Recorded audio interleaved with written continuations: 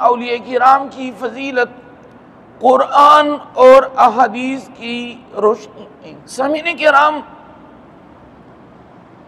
اللہ تعالی کلام مجید فرقان حمید میں فرماتا ہے، الا خبردار، ان اولیاء اللہ، ان عربی زبان میں آتے بے شک، تمام دنیا کو معلوم ہو جائیں، ان اولیاء اللہ کی بے شک اولیاء کرام اللہ کے جو دوست ہوتے ہیں، لا خوف علیہم ولا هم یحزنون، قیامت کے دن نہ ان کے اوپر خوف ہوگا، ولا هم یحزنون، اور نہ وہ قیامت کے دن غمگین ہوں گے۔ لیکن اب سوال یہ ہے کہ اولیاء کرام کون ہیں؟ کیا ہر بندہ ولی ہو سکتا ہے؟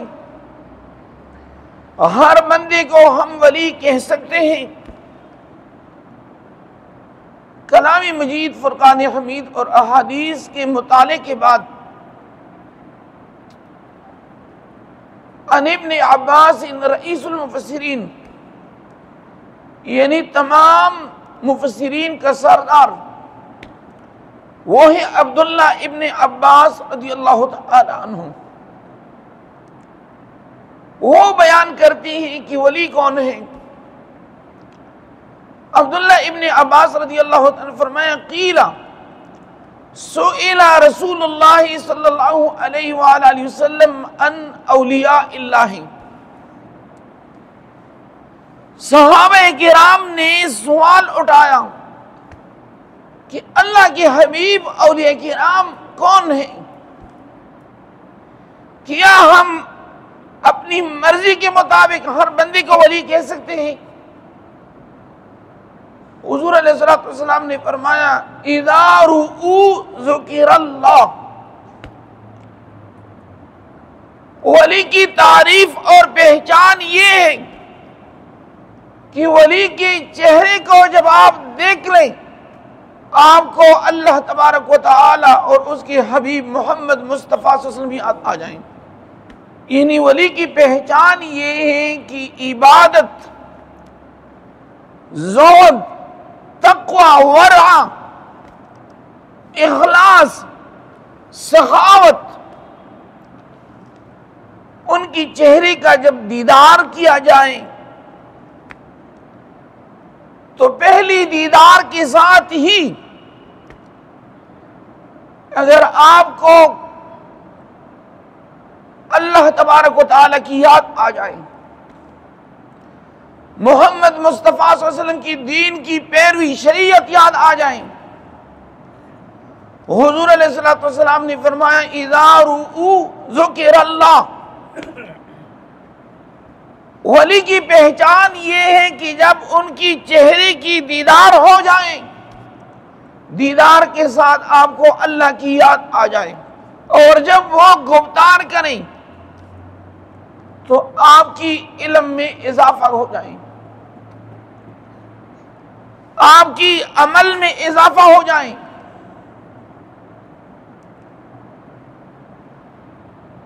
اور یہی وجہ ہے ہندوستان کے اندر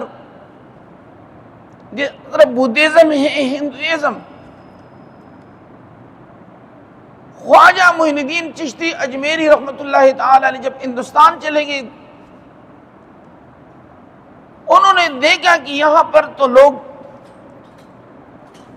جو درخت ہیں، بندر ہیں، گائے ہیں، سانپ ہیں، جو بت ہیں، ان کی پجاری ہیں، اور وہاں پہ جو ہے نا ڈول اور باجے کے لیے لوگ جو ہے نا جمع ہوتے ہیں، عام جو واعظ و نصیحت ہیں، تو وہاں پر آج کل جو قوالی کے ساتھ معمولی دب بجایا جاتا ہے، خواجہ معین الدین چشتی اجمیری رحمۃ اللہ تعالی علیہ نے یعنی دب کے ذریعے ہندوستان کے اندر لوگوں کو اکٹھا کیا. آج بھی دیکھتے ہیں مسجد خالی نظر آ رہے ہیں. اگر باہر جو ہے نا ڈول جو ہے نا ڈنگ ہو جائیں، سینکڑوں ہزاروں لوگ ادھر ہیں، ڈول کی جو ڈنگ ہے اس کے ارد گرد جمع ہوتے ہیں. لیکن اللہ اور اس کے حبیب محمد مصطفیٰ صلی اللہ علیہ وسلم کی کلام کے لیے لوگ بہت کم آتے ہیں، الا ماشاءاللہ. تاریخ نے لکھا ہے کہ مجلس کی اختتام جب ہو گئی تو 90 لاکھ لوگوں نے خواجہ معین الدین چشتی اجمیری رحمۃ اللہ تعالی علیہ کے ہاتھ پہ بیعت کر دیا اور دائرہ اسلام کے اندر داخل ہو گئے. تو یہی وجہ ہے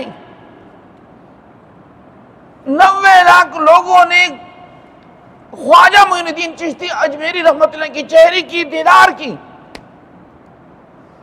انہوں نے کہا یہ عام چہرہ نہیں ہے، اور سارے کے سارے لوگ دائرہ اسلام کے اندر داخل ہو گئے.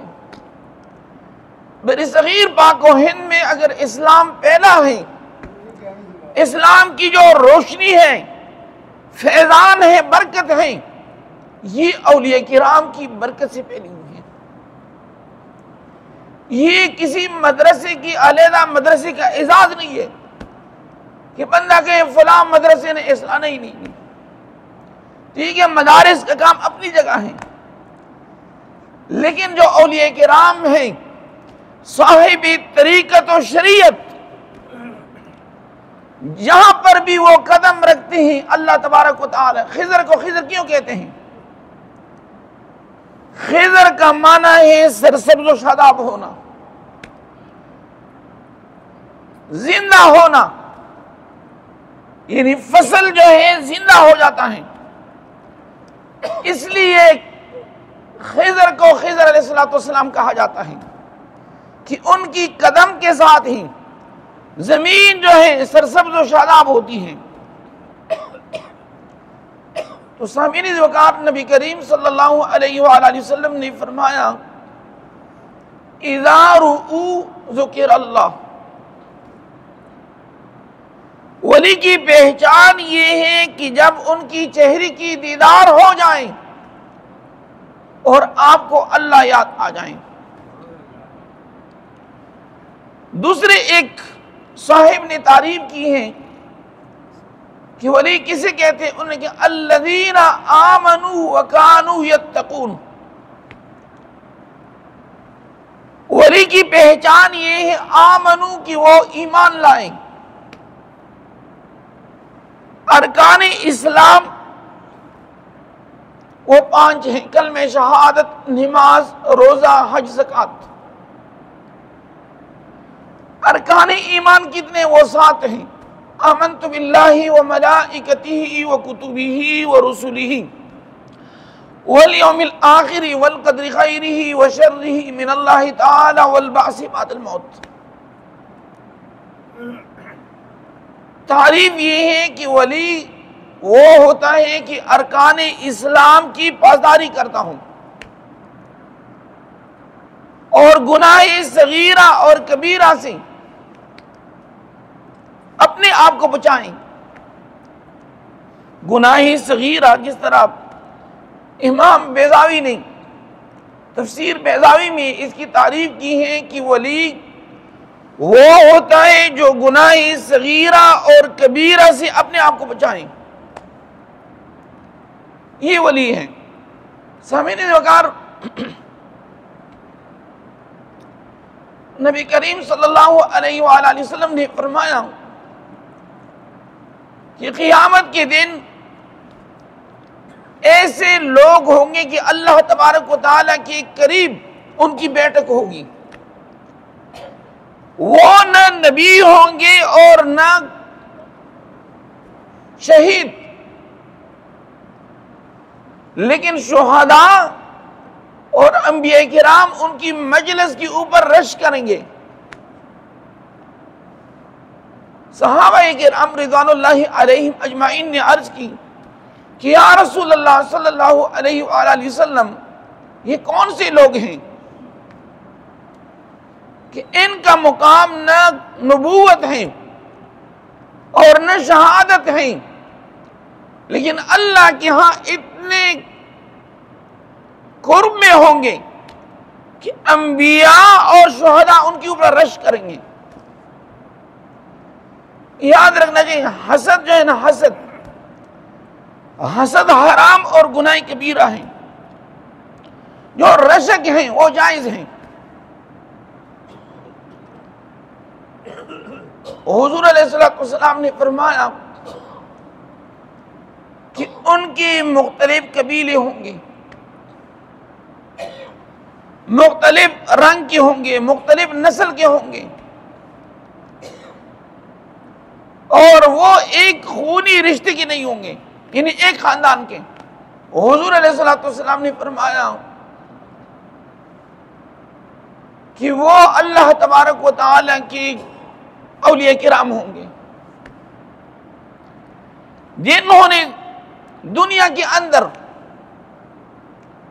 قرآن عظیم الشان کی اشاعت کی، جنہوں نے تقوی، ورع، اخلاص اور سخاوت کو اختیار کیا دنیا میں۔ حضور علیہ السلام نے فرمایا کہ جب وہ آئیں گے، تشریف لائیں گے، تو اللہ رب العزت فرمائے گا کہ ان کے لیے نور کے صوفے، کرسیاں، ڈبل بیڈ بچائیں گے، اور وہ نور کی کرسیوں اور صوفوں کے اوپر تشریف فرما ہوں گے۔